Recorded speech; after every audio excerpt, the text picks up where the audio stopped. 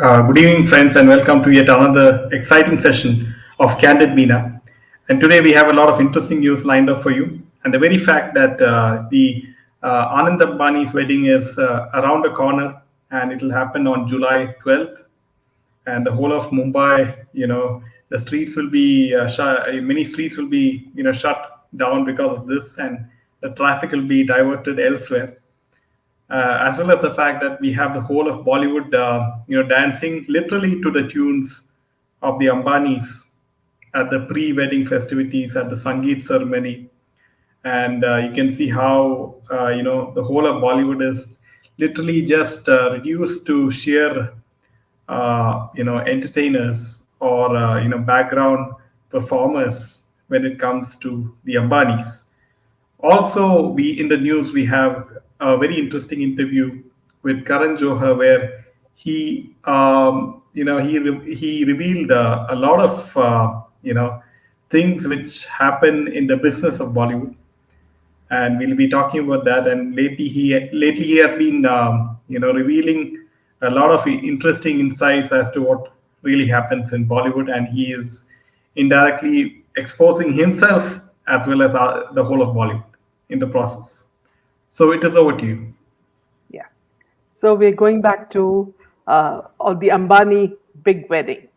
So Anand Ambani and Radhika Merchant's wedding now, which is going to be the final function, because why I call it final is because there were a couple of pre-wedding, bashes which happened, which started from March.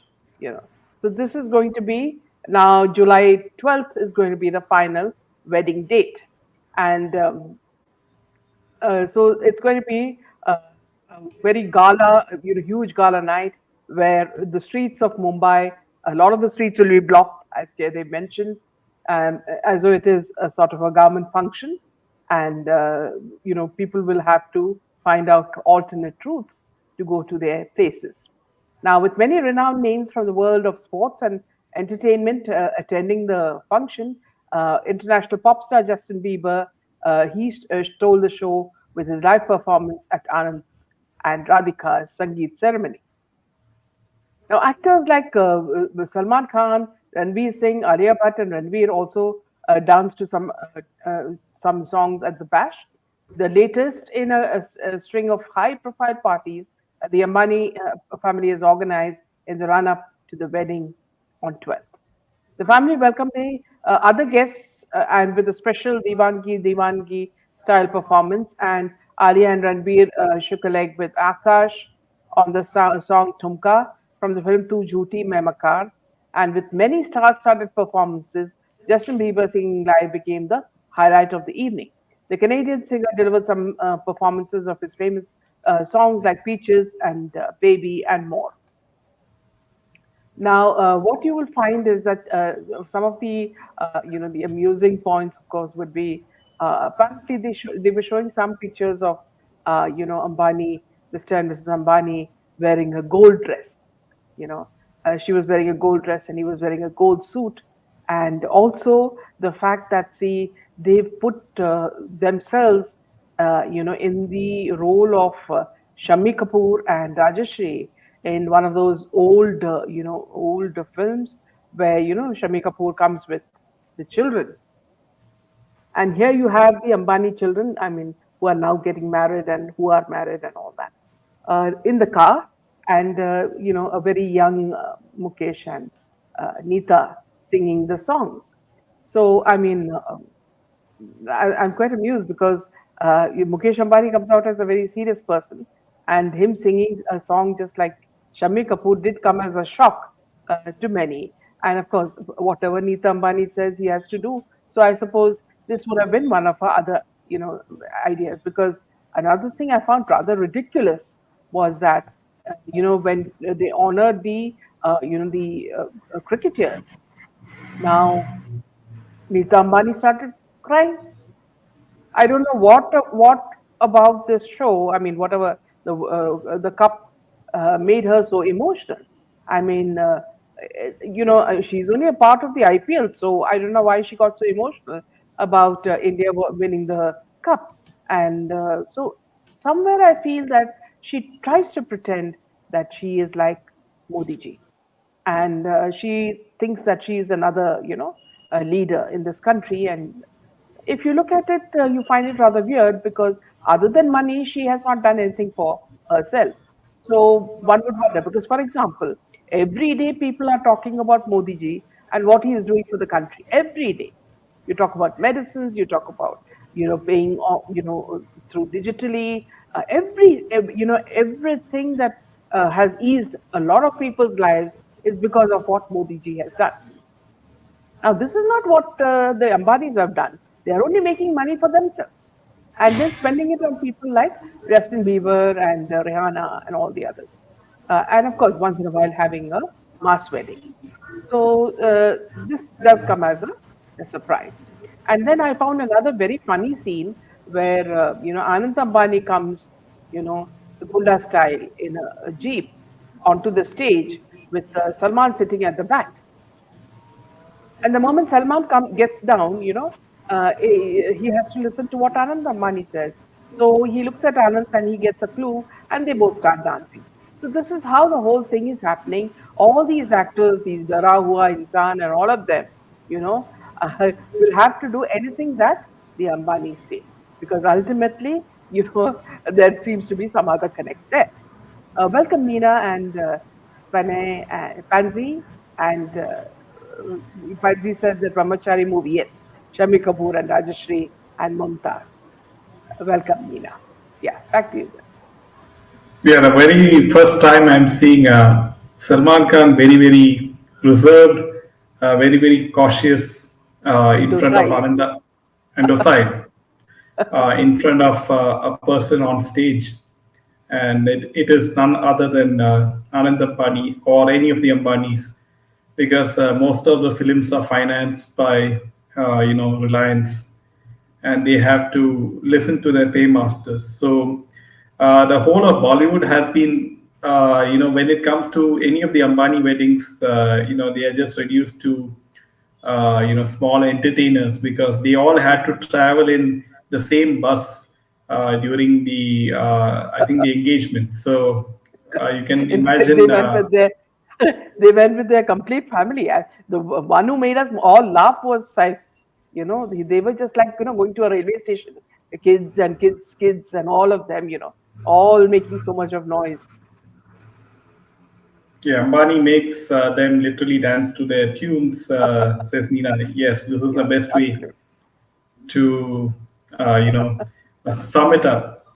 So now, lately, Karan Johar has been giving interviews to certain YouTube journalists, and apparently, Karan Johar has, he has reflected on certain circumstances that Bollywood is facing as a result of the difficult time the industry has been through since the start of COVID. He claimed that the notion of theatrical success needs to be updated and changed immediately.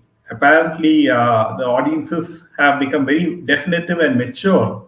They want a certain kind of cinema. Multiplexes alone will not suffice, apparently, and the filmmakers must allocate funds for actor salaries, production costs, and marketing expenses. Unfortunately, there's no guarantee that the film will generate enough revenue to cover the expenditures. He further emphasized that the fact that the movie stars are asking for 35 crore rupees, but their films are opening at a very low number at the box office. Karan also said those movie stars are asking for 35 crore rupees, are opening to only 3.45 crores on the opening day. How is the math working? How do you manage all this? Yet you have to keep making films, drama, and the syntax of our cinema has not found the feet. In the case of Hindi cinema, there has been a certain kind of syntax in each decade. Right now, we are like, if Patan and Jawan should we do only action, then everybody is running that way. Then suddenly a love story would work. I feel like we are running around like headless chickens. Conviction has taken a complete beating, and it's all about a herd mentality. We haven't realized that there's a certain audience now that wants rooted Indian cinema, and without the pressure of what the critics have to say, pure joy. They also don't want alienating cinema. When you talk about urban syntax and alienate tier 2 cities and the multiplexes in smaller towns, then you don't do massive business. You can make such urban films, but at a certain price. So apparently, he also earlier said that the OTT business is where it is, and OTT platforms are also being selective in buying the rights of any film, because they see how that particular film has performed at the box office, irrespective of the kind of superstar acting in that film. And even the OTT platforms are very selective in buying the rights. So all in all, he has summed it up very much that he's indirectly saying that any superstar in Bollywood, has no business in demanding the kind of exorbitant salaries, for each film. Like SRK may be charging 100 to 200 crores per film, when hardly that film is collecting, not even one fourth of what that particular actor is charging. So all in all, they're just making losses, so left and right. So the very fact that Karan Johar is openly stating in full public glare that Bollywood business is sinking is the very proof that people have rejected Bollywood ever since what happened to Sushant Singh Rajput. So I need not say more. Yes. Yeah. Also, while you're on Karan Johar, if you can show the image that I've just sent you, Jaydev. So now apparently his children are asking, where is the where is them their where is their mother, and whose stomach was I born from? Now, Johar shared that he apologized to his son Yash after saying something insensitive to him sometime. Now, Johar, as you know, he's got these children through surrogate relationship, and the filmmaker has now spoken about the challenges of single parenthood and how he takes care of his children with his mother Hiru, and who is now 81 years old. In a recent interview, he said that the children have started asking questions about their birth, which has made Karan seek necessary guidance. Karan's kids were born via surrogacy in 2017. In a chat with a YouTube channel, he said, "It's a modern family. It's an unusual circumstance. So now I'm also dealing with the questions about whose stomach was I born in. But Mama is not Mama really. She is my grandmother. I'm going to school in the account to see he says I'm going to school to the counselor to ask how do we explain the situation. And it's not easy being a parent, Karan said. He also spoke about projecting his own insecurities on his son and said that he finds himself struggling to say insensitive things to him. When I see my son consuming sugar and I see he has put on more weight, then I'm so paranoid for him. I don't want him to say to him, because this is the age where I want to him to live his life. I want him to be happy and joyous because he is a very happy child. So Karan said that he tells his son to play cricket or football and do all the things that I didn't do. He added, but I shouldn't be this parent. I want my kid to be an individual of his own choice. My daughter and my son both. So here again, you see while he's talking very casually about it, you look at the kind of problems these people are bringing into the country. Now, it's not only Karan; it's all these people. Even the women who can give birth normally are selecting for surrogacy, and some of them have frozen their eggs. So everything that's unnatural is being introduced in Bollywood as a similar pattern, from what is happening in Hollywood. So they are, again, as I go back to the same point, they are trying to break the social fabric, and children who are born like this rarely have any attachment with their parents. This is what will happen in the future, and this is what they want. So Nina, what you said is right about the children. And it's not only happening to Karan, but it's happening to so many people. Even in the case of Deepika, whose a child they say is, a son. You know, I doubt. I think it's something very similar to what happened to Alia. And if you have a very bold Kangana-like person, they will expose exactly what is happening in Deepika's, house. Yeah. Back to you, Jeff. Yeah, so coming to the next piece of news, and apparently we all knew how dominant Salman Khan was back when he used to decide who will make it in Bollywood or who will not make it in Bollywood, and all these actors and actresses used to suck up to him if they wanted some role or in some small film. And we all know the kind of history he has had with Vivek Oberoi, Aishwarya Rai. Now, apparently, what is interesting is in a recent interview, Katrina Kaif, she had been interviewed, and apparently, it's an old video of Katrina. The actress was asked about working with Vivek Oberoi in the interview, and she had completely refused to do so. Katrina said, "I understand that I wouldn't work with Vivek Oberoi. What he said and did with Salman Khan was wrong. If someone hasn't done anything wrong, in my opinion, I'd still let them be colleagues with me. But what Vivek did was genuinely wrong." And she was further asked by the journalist if her decision not to work with Oberoi has come under Salman's influence. She said, "I will give Salman's secretary phone number, and you are free to ask all the questions to him."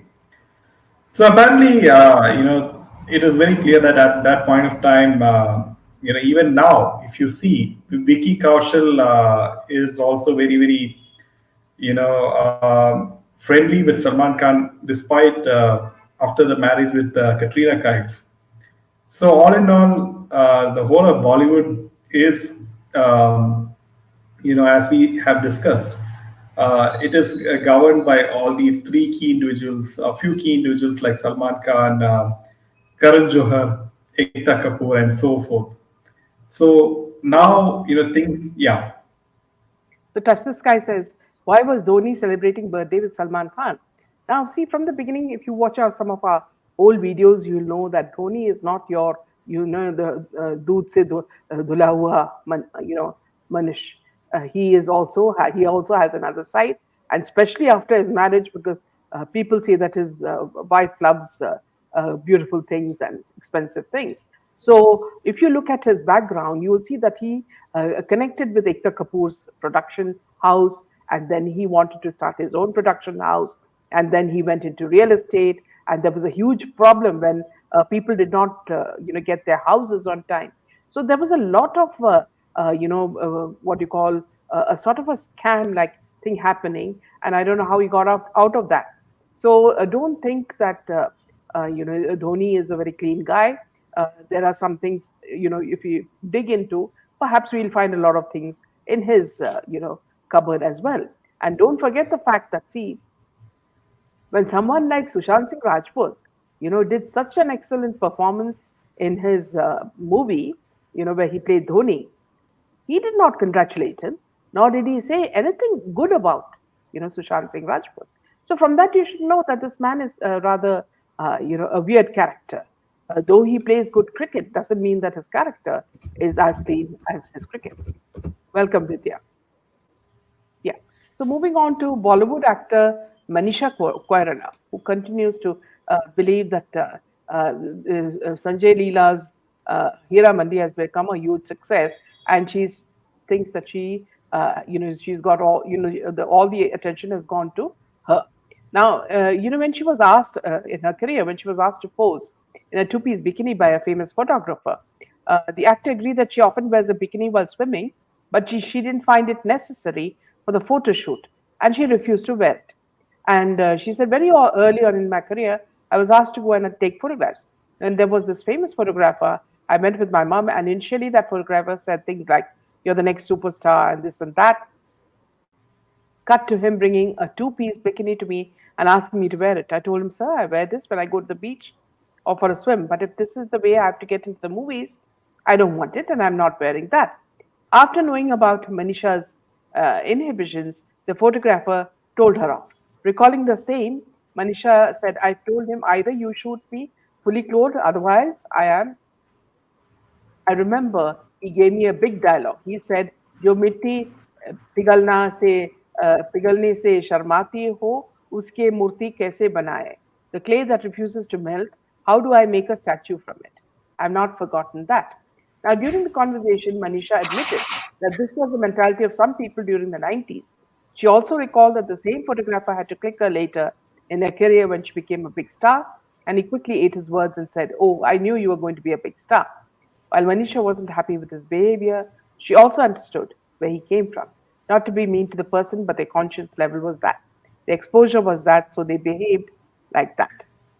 So, as you know, Manisha Koirala also suffered from cancer, and there were many, months when she was really down, and now she's recovered from the illness and came back to act in this Hiramandi. Yeah. So let me just take a few comments. Welcome, Sukanya. Yeah, and Vidya says, I agree, Dhoni is not clean. Vicky Kaushal in Karan Johar's, yes, we did see that. Yes, absolutely. Now, yeah, back to you, Jen. Yeah, so coming to next piece of news, and we know cricketer, this cricketer name is Kuldeep Yadav, and Kuldeep Yadav is all set to marry, and apparently people asked him if he's marrying a Bollywood actress, and this is what he said. What he said, that you will get a good news soon, but it won't be an but it won't be an actress. It is important that she can take care of me and my family. So apparently, uh, he's playing smart, and he's not marrying an actress like many other cricketers. And you can see how even the media who's asking these questions, they are somehow connecting all these cricketers to the potential Bollywood actresses who might marry them, because we saw that with the case of Virat Kohli and Anushka Sharma, and we saw that with the case of Atiya Shetty and KL Rahul. So, because the businesses of the IPL and Bollywood is so close, and we have discussed this in various sessions on Candid Bina, these questions are being made to ask by these Bollywood-friendly media to these cricketers who are very successful, because Kuldeep Yadav is part of the T20 Indian cricket team who won the T20 World Cup, and there is a very bright future for him, because he will get a lot of brand ambassador opportunities in marketing as well as advertising because of this win. So and that's the reason why he is being made to all these questions are asked to him. Yes. Yeah. Meanwhile, as Prime Minister lands in Moscow, there's been a huge welcome for him and preparations to, welcome his 2 day, since he's on a 2 day visit to Russia. Now, Modi ji is the perfect brand ambassador there to promote not only Indian culture but also Sanatana Dharma. And now you will see that many of the dancers there dance to Indian songs and were dressed in Indian dresses. And also the fact that, see, there were Russian ISKCON devotees singing bhajans outside the hotel where he stayed in Moscow. Now, PM has landed in the city. He's on a 2 day visit. He will hold the 22nd India-Russia annual summit and President Putin in Russia. So it's a huge honor for us when these things happen, because it not only makes a relationship with other countries, better, but also smoother is also, I would say. So meanwhile, the leader of opposition, Rahul Gandhi, seems to be going to all the trouble spots to sort of provoke, people into looking at the negative side of whatever is happening. And we are talking about natural calamities like the flood. Now, he visited Assam on Monday to meet with flood victims as the situation remained grim in the state, with a population of nearly 23 lakhs affected in 28 districts. Now, the death toll in this year's flood, landslide, and storm was 78, with 66 succumbing to the deluge alone, while the water level continued to flow above the danger mark in most rivers. Now, Rahul visited a relief camp at Pale in Youth Care Center Pulartal, Assam, where he met with the victim. Now, a team of the Assam Pradesh Congress Committee, led by President Bhupen Bora, submitted a memorandum to the Congress leader urging him to raise the issue of perennial floods in Assam in Parliament. Now, from Assam, he will fly to Imphal for the next leg of his Manipur tour, where also, it's going to be another place where he's going to make problem. Now, as you know, he was also in Hatras, you know. So what I don't understand is that when these calamities are natural, what is he going to do about it? Is he going to stop the flood? And he approaches Yogi ji and says that you should pay more to the Hathras victims when Yogi ji is already doing what he has to do. So what is he trying to show? When more than a majority of the people in India are happy with the way Modi ji is ruling, nobody wants another alternate leader. So what is he looking at? Whose game is he playing here in India? Is my question. Yeah, back to you.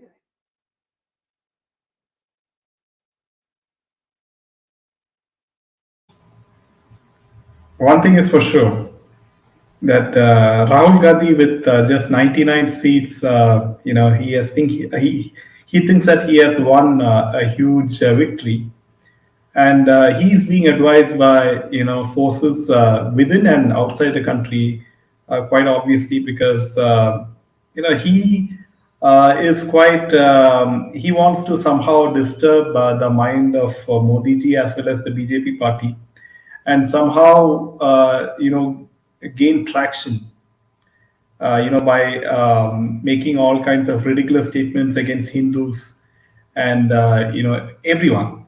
So now we will have to wait and see how the Congress people in his party how long will they hang on to the Gandhis, right? So this is something which we will have to wait and see as to even their the dot alliance. How long will they align with the Congress if they keep on making a lot of blunders? So, friends, this is all the news for today, and do make sure to hit that like button and share this video with your friends. Yes, Good night, Jai Hind, and Jai Shri Ram. and Jai Shri Ram.